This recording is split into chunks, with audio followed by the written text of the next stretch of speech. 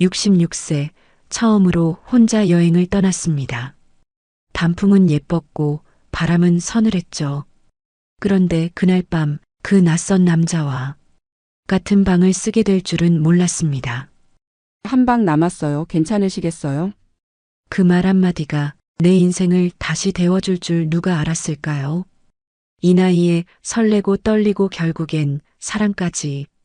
지금부터 제 얘기를 들려드릴게요. 너무 부끄럽고 너무 뜨거웠던 그날 밤의 이야기. 혼자 여행을 간 건 처음이었다. 누가 보면 용감하다고 하겠지만 사실은 집에 있는 게 더 힘들었다. 사별한 지 4년. 딸은 외국으로 떠났고 친구들도 하나둘 멀어졌다. 내가 나를 챙기지 않으면 정말 없어질 것 같다는 위기감에 떠난 여행. 이른 아침부터 버스를 타고 도착한 곳은 강원도 홍천. 단풍이 막 물들기 시작한 때였다. 산은 붉게 타오르고 바람은 코끝을 찌를 듯 시렸다. 그런데도 마음은 오랜만에 설렜다. 혼자 걷는 산길에서 바스락거리는 낙엽 소리에 괜히 마음이 간질거렸다. 처음으로 나만을 위한 시간을 보내는 기분이 들었다. 민박집은 산 중턱에 있었고 전통 가옥을 개조한 구조였다. 기와지붕 아래 고즈넉한 마루, 나무 냄새가 그득한 작은 방들. 그런데 도착하자 민박집 아주머니가 난처한 얼굴로 다가왔다. 어머님 죄송해요. 예약이 겹쳐서 방이 하나밖에 안 남았어요. 혹시 저기 저 분이랑 같은 일정이시면 합숙하시는 건 괜찮으실까요? 그 말을 듣고 고개를 돌렸을 때 그가 서 있었다. 버스 안에서 내 옆자리에 앉았던 남자. 단정한 인상에 말없이 풍경만 바라보던 그 남자. 같은 방이라니요? 나는 너무 당황해서 목소리가 높아졌다. 그는 조금 당황한 듯 고개를 숙였다. 실례가 안 된다면 하룻밤만 같이 쓰시죠. 방엔 침대도 2개고 절대 실례 안 하겠습니다. 그 순간 머릿속이 하얘졌다. 거절할 수도 있었지만 이곳은 산 중턱, 밤이 깊었고 다른 대안도 없었다. 무엇보다 이상하게도 그의 말투는 신뢰를 주었다. 알겠어요. 근데 불필요한 말은 하지 말아주세요. 그는 고개를 숙이며 조용히 말했다. 네, 조심하겠습니다. 우리는 그렇게 같은 방에 묵게 되었다. 방 안은 생각보다 좁았다. 2개의 침대, 작은 탁자 하나, 난로와 포근한 이불. 어색함이 방 안에 진하게 감돌았다. 나는 짐을 풀며 최대한 그를 의식하지 않으려 애썼다. 하지만 그는 말없이 조심스럽게 행동했다. 씻을 때도 잠자리에 들 때도 내게 물어본 뒤 움직였다. 잠버릇 있으세요? 그가 조용히 물었다. 나는 건조하게 대답했다. 글쎄요, 남자랑 자본 지가 오래돼서요. 그는 멋쩍게 웃으며 저도 그렇습니다. 라고 했다. 그 말에 방 안의 공기가 조금 부드러워졌다. 밤은 깊어졌고 나무 난로에 장작이 타들어갔다. 달빛이 창으로 들어왔고 방 안엔 은은한 온기가 퍼졌다. 나는 이불을 뒤집어 쓰고 조용히 생각했다. 나 지금 설레고 있는 거야? 그를 향한 감정은 단순한 경계가 아니었다. 처음 본 순간부터 알 수 없는 감정이 스며들고 있었던 것이다. 그날 밤 그와 나는 같은 방, 서로 다른 이불 속에서 긴 잠을 이루지 못했다. 심장은 단풍보다 더 붉게 타오르고 있었다. 그날 밤 나는 이불을 덮고도 쉽게 잠들지 못했다. 서로 등을 지고 누웠지만 몸은 서로의 기척에 민감하게 반응했다. 한쪽에서 숨을 고르는 소리, 뒤척일까봐 신경 쓰는 움직임, 이 모든 것이 이상하게 낯설고 또 낯설지 않았다. 이렇게까지 긴장할 일인가? 나는 스스로를 다독였지만 머릿속은 온갖 상상으로 가득했다. 그리고 아침 나는 누구보다 먼저 눈을 떴다. 혹시나 먼저 일어났을까 조심스레 고개를 돌렸지만 그는 여전히 같은 자세로 잠들어 있었다. 조용한 숨소리, 살짝 찡그린 미간. 생각보다 무해하고 조심스러운 사람이었다. 식사 시간, 우리는 마당에 놓인 긴 상에 나란히 앉게 되었다. 민박집 아주머니는 그 모습을 보고 씩 웃으며 말했다. 어머, 두 분 부부 같아요. 그렇게 닮았으면 원래 인연이에요. 그 말에 내가 얼마나 당황했는지 모른다. 젓가락을 떨어뜨릴 뻔했고 그는 머쓱한 웃음으로 말했다. 아닙니다. 어제 잠깐 우연히 불편 끼쳐드려 죄송합니다. 나는 애써 웃었지만 속은 복잡했다. 부부 같다고? 이 사람과? 하지만 속으로 부정하면서도 이상하게 얼굴이 화끈거렸다. 식사가 끝나고 우리 둘은 아무 말 없이 각자 산책길로 나섰다. 어제까지는 붉은 단풍이 눈부시게 아름다웠는데 오늘은 괜히 바람도 차게 느껴졌다. 산길을 걷는데 이상하게도 어제 그와 나눈 짧은 대화들이 떠올랐다. 그가 말하던 낮은 목소리, 나를 바라보던 조심스러운 눈빛, 그리고 같은 방에 누웠던 그 밤의 기척들. 혼자는 익숙하지만 어제처럼 누군가 있는 밤도 나쁘지 않았어. 점심 무렵 동네 외곽의 작은 국밥집에 들어갔다. 그런데 그가 있었다. 창가 쪽 혼자 앉은 자리에서 식사 중이었고 나를 보자마자 작게 손을 흔들었다. 여기요. 자리 넉넉해요. 앉으시죠. 피할 이유도 딱히 피하고 싶지도 않았다. 나는 조심스럽게 그의 맞은편에 앉았다. 혼자 드시는 거 좋아하시는가 봐요. 내가 물었고 그는 고개를 끄덕였다. 혼자면 자유롭잖아요. 단, 조금 외롭긴 하죠. 근데 어젯밤은 불편했는데 덜 외로웠어요. 그 말에 나는 들고 있던 수저를 내려놓고 살짝 웃었다. 저도 그랬어요. 이 나이에 누군가와 방을 나눠 쓴다는 게 처음엔 이상했지만 생각보다 나쁘지 않았어요. 그는 고개를 끄덕이며 국밥을 한술 떴다. 혹시 실례가 안 된다면 저녁도 같이 하실래요? 불편하면 말씀하시고요. 나는 놀란 마음을 감췄다. 하지만 이내 웃으며 고개를 끄덕였다. 혼자보다 둘이 먹는 게 낫긴 하죠. 특히 저녁은 더. 저녁 민박집 마당에 다시 마주 앉았다. 그가 챙겨온 막걸리 한 병과 내가 시장에서 사온 도토리묵과 김치전.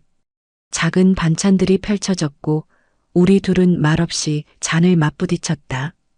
여행 와서 누군가랑 이렇게 앉아 막걸리 마시게 될 줄 몰랐네요.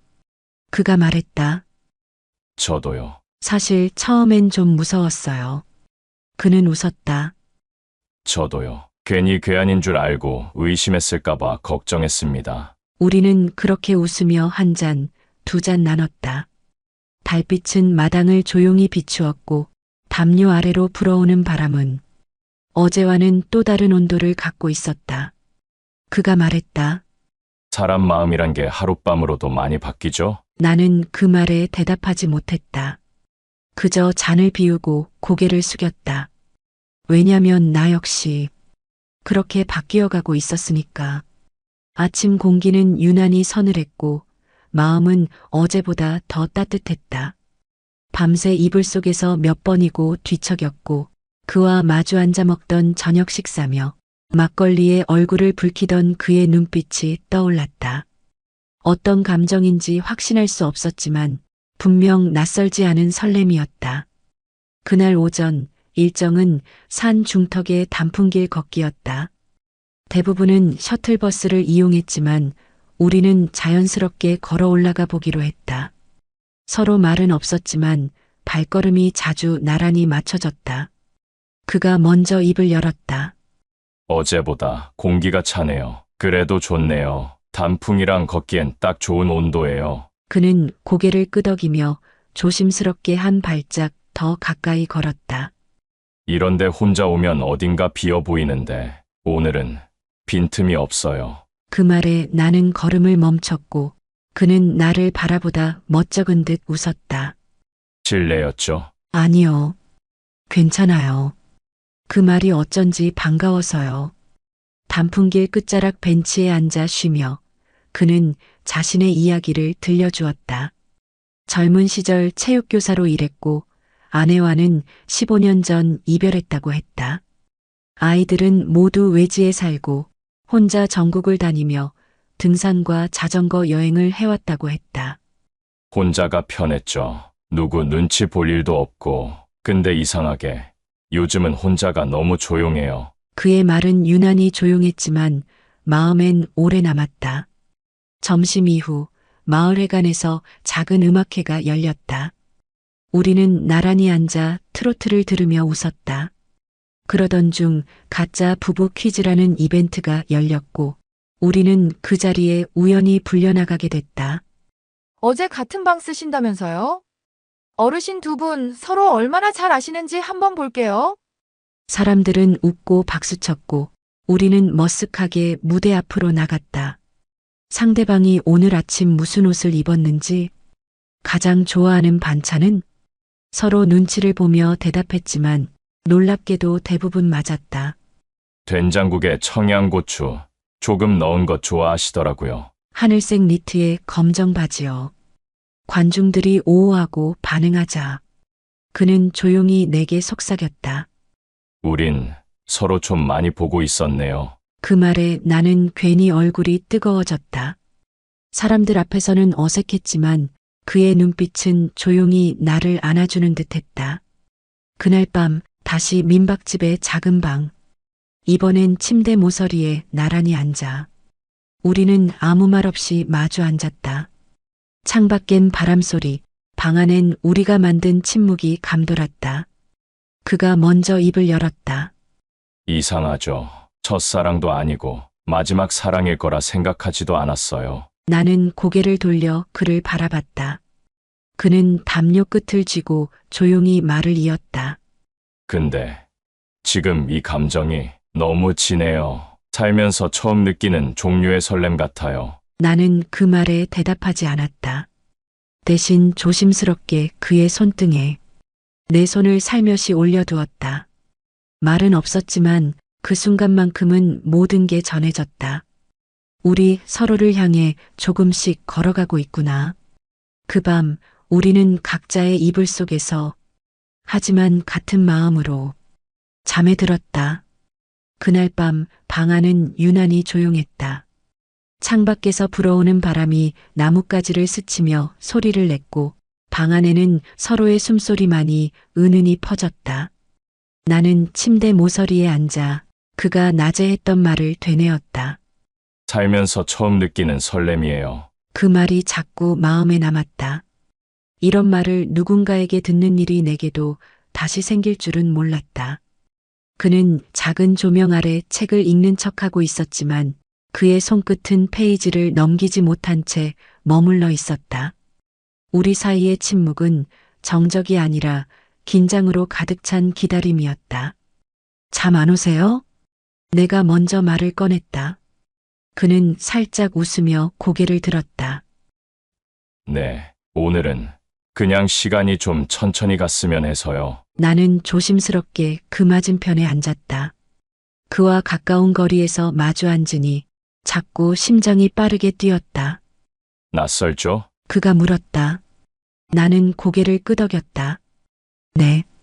하지만 싫진 않아요. 그는 말없이 내 손을 조심스럽게 잡았다. 서로 마주 잡은 손은 오랜만에 닿는 온기였다. 젊은 날의 열정보다는 더 간절하고 더 조심스러운 떨림이었다. 괜찮다면 잠깐 안아도 될까요? 그의 물음은 조용했지만 진심이었다. 나는 대답 대신 천천히 그에게 다가가 그의 가슴에 내 얼굴을 기댔다. 가슴이 따뜻했다. 심장이 뛰는 소리가 느껴졌고 그 리듬에 나도 모르게 눈물이 고였다. 왜 우세요? 그가 부드럽게 내 등을 쓰다듬으며 물었다. 좋아서요. 이런 감정 너무 오랜만이라서요. 그는 말없이 내 어깨를 감싸 안았다. 우리는 그렇게 오랜 시간 서로를 아는 채 가만히 앉아 있었다. 그리고 이불 위로 손을 뻗었다. 나는 천천히 그와 함께 침대에 누웠다. 주름진 손끝이 내 손을 스치고 그 손이 내 볼을 지나 머리카락을 쓰다듬었다. 당신, 정말 예쁘세요. 그의 목소리는 낮고 떨렸다. 이 나이에요? 내가 웃으며 되묻자 그는 단호하게 말했다. 지금이니까요. 이제서야 진짜로 사람이 아름다워지는 거잖아요. 그 말에 다시 눈물이 날 것 같았다. 이불 아래서 우리는 서로의 체온을 느꼈고 숨결이 부딪힐 만큼 가까워졌을 때 그가 나지막이 속삭였다. 서로를 이렇게 느껴도 괜찮을까요? 나는 고개를 끄덕였다. 괜찮아요. 우린 충분히 외로웠잖아요. 그날 밤 우리는 아주 천천히 서로를 어루만졌다. 긴 세월 동안 굳어있던 감정의 문이 조용히 열리는 소리가 들렸다. 그의 손끝은 거칠었지만 따뜻했고 그 손이 닿는 곳마다 나는 한 겹씩 무너졌다. 서로를 바라보는 눈빛, 가슴에 묻어둔 외로움을 풀어내는 호흡, 그리고 주름진 피부 위로 스치는 진심이 그 어떤 젊은 날의 욕망보다 더 깊었다. 그 밤은 폭풍우가 아닌 조용한 강물처럼 흘렀다. 하지만 그 안엔 사랑, 위로, 설렘, 후회, 용서, 모든 감정이 뒤섞여 있었다. 새벽이 되어서야 그는 내 손을 꼭 잡은 채 잠들었다. 나는 그 손을 놓지 않고 창밖에 떠있는 달을 바라보았다. 생각했다. 이게 사랑이라면 난 지금 다시 살아가는 거다. 아침 햇살이 얇은 커튼 사이로 스며들었다. 하얀 침구 위에 내려앉은 빛이 마치 꿈처럼 아득했다. 내 몸은 그 빛 속에 있었고 내 옆엔 여전히 그의 따뜻한 숨결이 남아 있었다. 그는 나보다 먼저 깨어 있었지만 말없이 누워 있었다. 서로를 바라보지도 닿지도 않은 채 그저 같은 이불 아래에서 같은 숨을 쉬고 있었다. 일어나셨어요? 내가 먼저 말하자 그는 고개를 살짝 끄덕였다. 네, 그래도 더 자고 싶었어요. 이 시간이 조금만 더 오래 가면 좋겠다는 생각이 들었거든요. 나는 웃지 못했다. 왜인지 가슴이 아렸다. 머릿속이 복잡했다. 이제 곧 체크아웃을 해야 하고 우리는 다시 각자의 삶으로 돌아가야 했다. 이틀 전 우리는 모르는 사이였다. 그리고 지금 나는 그의 손길과 체온을 기억하는 사람이 되어 있었다. 옷을 챙기며 그는 조심스럽게 물었다. 혹시 오늘 어디로 가세요? 서울이요. 버스표는 예매해놨어요. 그렇군요. 저도 같은 방향이에요. 말을 마친 그는 짐을 챙겨 들고 문을 열었다. 햇살이 마당 가득 퍼지고 있었고 민박집 아주머니는 배웅하며 말했다. 두 분 다음에도 같이 또 오세요. 이번 여행 참 보기 좋았어요. 그 말에 아무 말도 할 수 없었다. 나는 애써 웃었고 그는 고개를 숙였다. 버스 정류장 앞 벤치. 우리는 말없이 앉아 있었다. 사람들이 하나둘 짐을 들고 버스를 기다렸고 나도 그도 서로를 힐끗 보며 아무 말도 하지 않았다. 할 말은 많았다. 하지만 무슨 말을 어떻게 해야 할지 몰랐다. 그가 조용히 입을 열었다. 이틀 전 이 자리에서 처음 봤죠. 그랬죠. 그때는 몰랐어요. 당신이 이렇게 가슴에 남을 사람이 될 줄은. 나는 고개를 숙였다. 그 밤 내겐 참 큰 용기였어요. 그는 손에 쥐고 있던 차가운 종이컵을 내려놓고 말했다. 돌아가면 우린 또 각자의 삶을 살겠죠. 나는 혼자 사는 작은 집으로, 당신은 그 나름의 일상으로. 나는 작게 고개를 끄덕였다. 그의 말은 맞았다. 이 만남은 여행 속에서 피어난 잠깐의 불빛 같았다. 현실이라는 강한 바람이 불면 꺼질지도 모를 작은 불씨. 잊지 않을게요. 그가 말했다. 잊지 않을 수 있겠어요? 내가 되물었다. 그는 조용히 웃었다. 당신을 어떻게 잊겠어요. 같은 방, 같은 이불, 같은 마음. 그걸 어떻게 잊나요? 나는 숨을 들이쉬었다. 그리고 작게 말했다. 혹시 그냥 가끔이라도 연락해요. 그 정도는 괜찮잖아요. 그의 눈이 가늘게 흔들렸다. 그리고 고개를 끄덕였다. 그럼요, 그건 꼭 할게요. 버스가 도착했고 우리는 각자 다른 좌석에 앉았다. 그는 뒷자리 창가였고 나는 중간 즈음에 앉아 창밖을 바라보았다. 창에 비친 내 얼굴은 어쩐지 오래된 이별처럼 차분해 보였다. 하지만 속은 그가 앉은 자리에서 날 바라보고 있지는 않을까 하는 작은 기대로 부풀어 있었다. 서울에 도착했을 때 나는 먼저 내렸다. 그는 짐을 들고 조용히 내 뒤를 따랐다. 사람들 틈에서 우리는 마지막 눈인사를 나눴다. 건강하세요. 당신도요. 그리고 우리는 말없이 다른 방향으로 걸어갔다. 하지만 나는 안다. 그 사람은 내 삶에 잠깐 머문 게 아니라 아주 깊이 스며든 사람이라는 걸. 서울로 돌아온 첫날, 집안은 조용했다. 익숙해야 할 공간인데 침대에 앉자마자 낯설음이 훅 밀려왔다. 어깨에 남은 체온, 귓가에 맴도는 목소리, 무심히 건네던 막걸리 잔 하나까지. 그가 내 일상 속에 생각보다 깊게 들어와 있었다는 걸 그제야 알았다. 그저 그 순간엔 뭐라 정해 내릴 수 없던 관계였을 뿐이다. 며칠이 지나도록 그는 연락하지 않았고 나 역시 먼저 연락할 용기가 없었다. 그 사람은 잘 지내고 있을까? 아니, 애초에 그 밤을 나만 기억하는 걸까? 그런 생각이 날마다 커졌고 어느 날 아침 나는 우체국 앞 벤치로 향했다. 그곳은 우리가 여행 떠나기 전 처음 마주쳤던 장소였다. 그가 차례를 기다리며 조용히 앉아있던 벤치. 우연이라기엔 너무 선명했던 첫인상. 그날의 그 벤치에 다시 앉아 있었다. 그저 하염없이 그러던 그 순간. 이 자리 아직 비워두셨네요. 익숙한 목소리, 너무도 익숙한 그 사람의 목소리였다. 나는 고개를 돌렸다. 그가 거기 있었다. 검은 점퍼에 회색 머플러, 손엔 따뜻한 유자차 한 병. 그를 보는 순간 말이 나오지 않았다. 그저 눈물이 먼저 고였다. 그는 작게 웃으며 내 옆에 앉았다. 하도 보고 싶어서 혹시나 해서 와봤어요. 아무 기대도 안 했는데 이렇게 계실 줄은 몰랐네요. 나는 겨우 한마디를 꺼냈다. 왜 연락 안 하셨어요?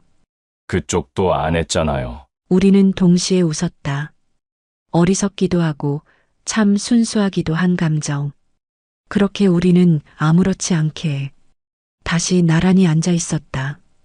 그날 저녁 그는 내게 말했다.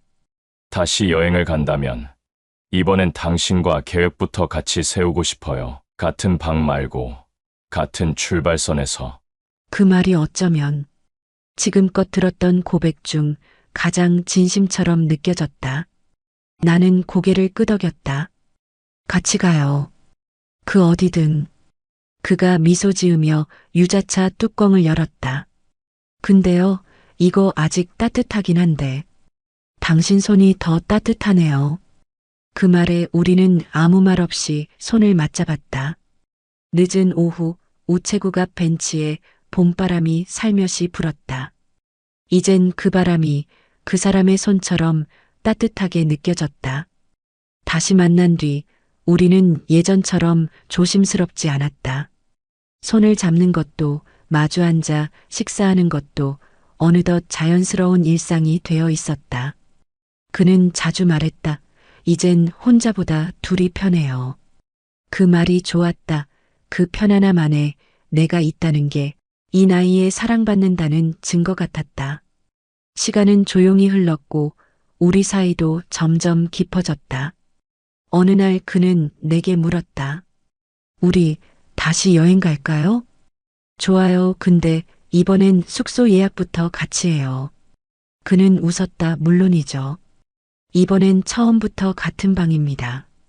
그렇게 떠난 두 번째 여행지, 전북 남원의 한옥마을. 도착하자마자 민박집 주인이 우리를 반갑게 맞았다. 두 분 예약하신 방 사랑채예요. 해치면 마당도 예쁘답니다. 우리는 짐을 풀고 나란히 마당에 앉아 있었다. 그가 나를 바라봤다. 미숙 씨, 우리 이젠 그렇게 부를까요? 어떻게요? 부부처럼요. 지금 이 순간이 당신과 나 우리가 함께 살아가는 첫날 같아요. 나는 웃으며 말했다. 그럼 신혼 첫날이네요? 그는 장난스럽게 고개를 끄덕였다.